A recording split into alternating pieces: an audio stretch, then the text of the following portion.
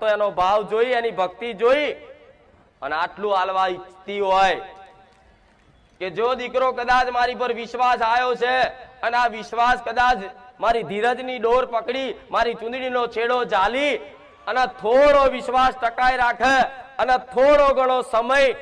દુઃખમય તે કદાચ કાઢી અને મને મેલડીને યાદ કરીને પોકારીને યાદ કરતો રહે ને, તો હું મેલડી માતા એવું બોલું છું, જગતમાં એને એવા રજવાડા બોધ્યાલું ને કે દુનિયા જોતી રહી જાય. તમે નહીં પણ દુનિયા વિચાર કરે કે ઓને મેલડીની કૃપા થઈ. અને તમે તે સમયગાળામાં કોલર ઊંચો કરીને કહો કે આ તો મારી મેલડીની દયા. તમારા દરેકના સપના છે, તમારા દરેકના